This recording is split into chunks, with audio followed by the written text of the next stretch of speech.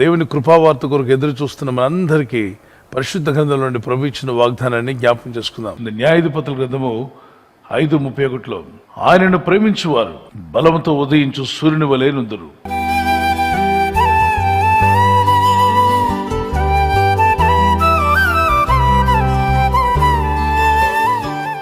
బలముతో ఉదయించు సూర్యుని వలె ఉంటారు. మీరు ఆయనను ప్రేమిస్తున్నట్లయితే, యేసు ప్రభు వారిని ప్రేమించువారు, పరలోకమందున్న సృష్టికర్తని దేవుడిని ప్రేమిస్తున్న వారు బలముతో ఉదయించు సూర్యుని వలె ఉందురు. అంటే బలముతో ఉదయిస్తారు సూర్యుడు ఉదయాన్ని ఎవరైనా ఆపగలరా? సూర్యుడు ఉదయిస్తూ అలా బయటకు వస్తున్నప్పుడు ఎవరైనా సూర్యుడు నువ్వు పైకి రావద్దు, ఆగు అని చెప్పగలిగిన శక్తి ఈ భూమి మీద ఉందా ఎవరికైనా? దేన్నైనా ఆపగలరేమో కానీ సూర్యుని మాత్రం ఆపలేరు. బలముతో ఉదయిస్తూ వస్తాడట సూర్యుడు. ఆ సూర్యుడు అలా వస్తుండగా అంత వెలుగుతో నింపేస్తాడు, చీకటిని పారదోలుతాడు. ఆ సూర్యునితో పోల్చాడు దేవుడు నిన్ను. దేవుడిని ప్రేమిస్తున్నట్లయితే నీ జీవితం, అది మీ ఉద్యోగంలో అయినా, మీ వ్యాపారంలో అయినా, మీ చదువులో అయినా, సేవా పరిచయంలో అయినా బలముతో ఉదయించే సూర్యుని వలె మీరు ఉంటారు. ఆమేన్. అటువంటి కృప దేవుడు మీకు దయచేయునుగాక. ఈ వాగ్దానంను బట్టి చూస్తే దానియేలు తను ఉన్నటువంటి రాజ్యంలో దేవుడు అతన్ని ఎంతగానో హెచ్చించాడు. ఎందుకంటే దానియేలు దేవుణ్ణి ప్రేమించాడు. అతను ప్రేమ ఎలా వ్యక్తపరిచాడు? ఉదయమున, మధ్యాహ్నమున, సాయంకాలమున ముమ్మారు ప్రార్థించడం ద్వారా దేవుణ్ణి తాను ఎంత ప్రేమిస్తున్నాడో ఆ ప్రార్థన అలవాటు చూపిస్తుంది. అందుకే నెబుకద్నెజర్ అనేటువంటి బబులోను రాజ్యంలో బలంతో ఉదయించేటువంటి సూర్యుని వలె దేవుడు అతన్ని వాడుకున్నాడు. ఎంత ఘనంగా అంటే అతను చూసిన వారందరూ కూడా ఈ దానియేలు దేవుని ఆత్మ గలవాడు. ఆ రోజుల్లో దేవుని ఆత్మ ఏంటో ఎవరికి తెలియదు, కానీ దేవుని ఆత్మ గలవాడు, ఇతను దేవుని వాడు అని చెప్పి వారు తెలుసుకున్నారు. రాజులు ఇతన్ని వెతికారట. దేవుని ప్రేమించిన వారి జీవితాలు ఆ విధంగా ఉంటాయి. దావీదు జీవితంలో మీరు చూడండి, ఇజ్రాయెల్ దేశానికి ఒక రాజుగా దేవుడు చేశాడు. అతని శక్తికి మించిన వాటిని జయిస్తూ ముందుకు వచ్చాడు. తన శక్తికి మించినవన్నీ కూడా సింహాన్ని జయించడం, ఎలుగుబంటిని జయించడం, గొలియాతును జయించడం, ఇవన్నీ శక్తికి మించిన కార్యాలు అతని ద్వారా జరిగాయి. కారణం, దేవుణ్ణి ప్రేమించిన వారికి దేవుడు తోడై ఉంటాడు కనుక బలంతో ఉదయించే సూర్యుని వలె అద్భుతమైన ఆశీర్వాదాలు చూడగలిగారు. శ్రమలు రాలేదంటే వచ్చాయి. అనేకమైన శ్రమలు వచ్చినప్పటికీ వారు జయించగలిగారు. ఒక కీర్తన పాడుకుందాం.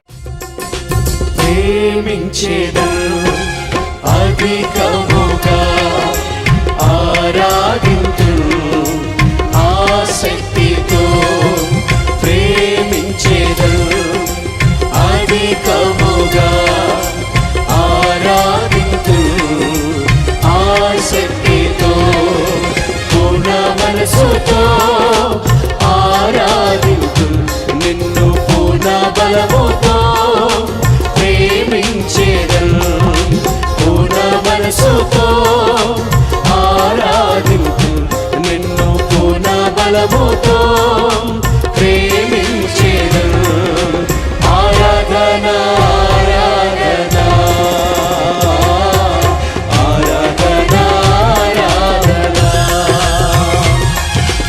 ఆరాధన ఆరాధన ఆరాధన ఆరాధన. అపోస్తలులు దేవుని ప్రేమించువారు దేవుని రాజ్యం సువార్తలో ఉదయించు బలమైన సూర్యుని వలె ఉండేది. అద్భుతమైనటువంటి సేవ వారు చేయగలిగారు. వారు ఎక్కడికి వెళ్ళినా విద్య లేని పామరులు వీరికి ఇంత జ్ఞానం ఎక్కడిది? వీరు భూమిని తలకిందులు చేసేవారు, వీరు సామాన్యులు కాదు అని రాజులు చెప్పుకున్నారు. ఇంత గొప్ప జ్ఞానం ఎక్కడ నేర్చుకున్నారు వీరి నోటి నుండి జ్ఞాన పలుకులు వస్తున్నాయే. ఇంత బలమైన వారుగా, ఇంత శక్తివంతులుగా ఉండగల కారణం ఏంటి? బలంతో ఉదయించే సూర్యుని వలె కనిపిస్తున్నాడు ఒక్కొక్కడు. ఆ పేతురు అలాగే ఉన్నాడు, యోహాను అలాగే ఉన్నాడు, యాకోబు విధంగానే ఉన్నాడు. వారి మాటలకు ఎదురు సమాధానం అని చెప్పలేకపోతున్నాం.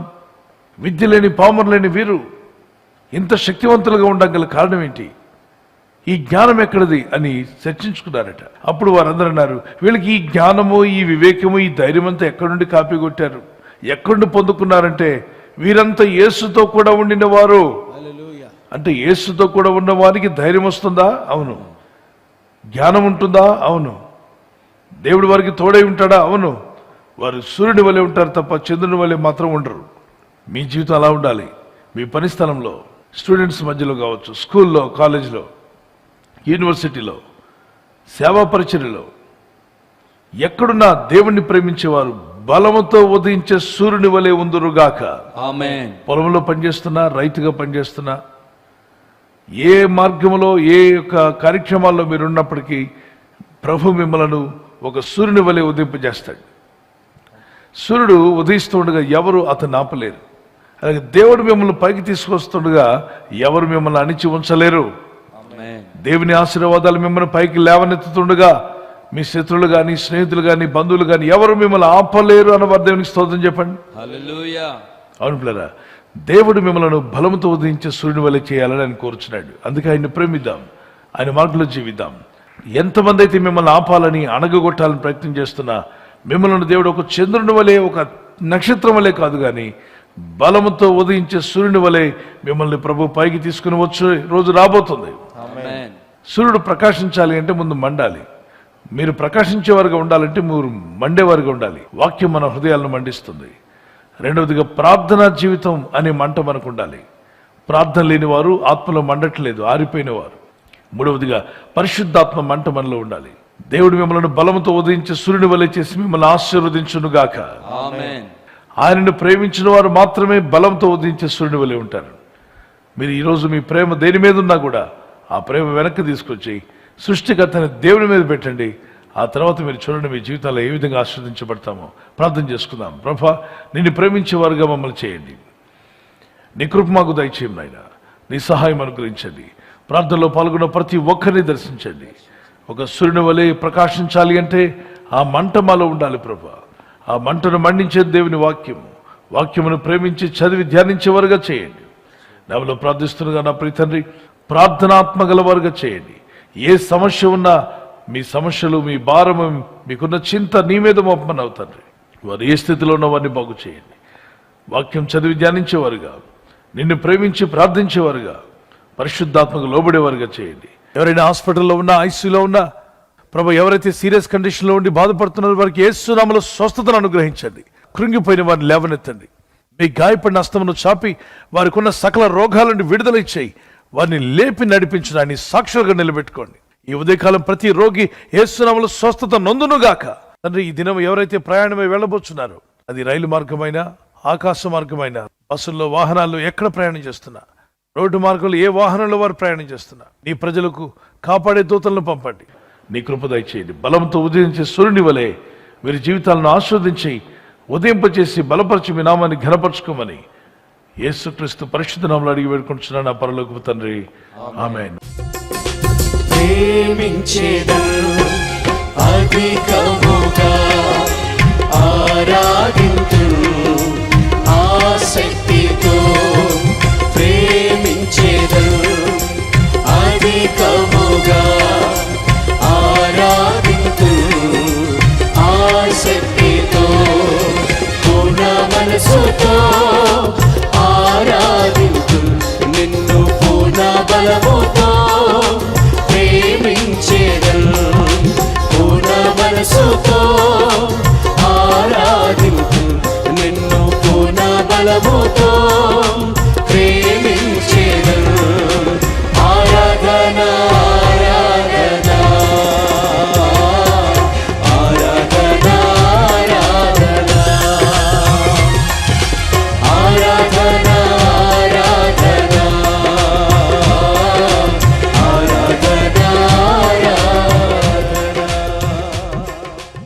బర్త్డే జరుపుకునే వారికి వాగ్దానము ఇర్మియా గ్రంథం 30:17 నేను నీకు ఆరోగ్యం కలుగు చేసేదను. I will restore you to health. ఈ వాగ్దానం మీ పట్ల నెరవేర్చి దేవుడు మీకు మంచి ఆరోగ్యాన్ని ఇచ్చి ఆరోగ్యములతో దీవించుగాక. Happy birthday to you. Many more returns of the day. God bless you. Anniversary జరుపుకునే వారికి many more returns of the day. God bless you. I wish you all the best. భార్యాభర్తలని మీ ఇద్దరు ఆదర్శ దంపతులుగా ఉండాలని, మరి భర్త భార్యను ప్రేమించాలి, భార్య భర్తకు లోబడాలన్న వాక్యానికి చిన్న వాక్యాలు, ఆ వాక్యాలకు లోబడడం వల్ల మీ కుటుంబం అద్భుతంగా ఉంటుంది, ఆస్వాదించబడుతుంది. మీకు ఇచ్చిన వాగ్దానము పెళ్లి రోజు యానివర్సరీ జరుపుకునే వారికి కీర్తన 2:8 Psalms 2:8 నన్ను అడుగుము జనములు నీకు స్వాస్థ్యముగాను భూమిని దిగంతముల వరకు సొత్తుగాను ఇచ్చేది. అంటే అడిగితే ఇస్తా అన్నాడు దేవుడు. అడగండి. మీ ఇంట్లో ఏ లోపం ఉన్నా, ఏ ఇబ్బంది ఉన్నా అడగండి. భర్త మారాల్సి ఉంటే అడగండి, భార్య మారాల్సి ఉంటే అడగండి, పిల్లలు మారాల్సి ఉంటే అడగండి, పిల్లలు కావాల్సి ఉంటే అడగండి. ఈ జీవితాలు ఈ విధంగా ఈ వాగ్దానం ద్వారా దీవించబడి ముందుకు వెళ్ళాలని మీ కొరకు ప్రార్థన చేస్తున్నాను. God bless you. ప్రభు మిమ్మల్ని ఆశీర్వదించును గాక. ఈ ఛానల్ మీరు సబ్స్క్రైబ్ చేసుకోవడం వలన 2 పనులు జరుగుతున్నాయి. ఒకటి, సువార్త జరుగుతున్నది, ఆత్మలు రక్షించబడుతున్నాయి. రెండవది, పేదలకు అనాథలకు ఈ ఛానల్ ద్వారా సహకారం అందించడం జరుగుతుంది. మనం సబ్స్క్రైబ్ చేసుకోవడం వలన అందరికీ సహాయం చేసిన వారమవుతున్నాం. ఖచ్చితంగా ఈ యూట్యూబ్ ఛానల్ ను సబ్స్క్రైబ్ చేసుకొని బెల్ బటన్ ను క్లిక్ చేయండి. మీకు వెంటనే మెసేజెస్ పంపబడతాయి.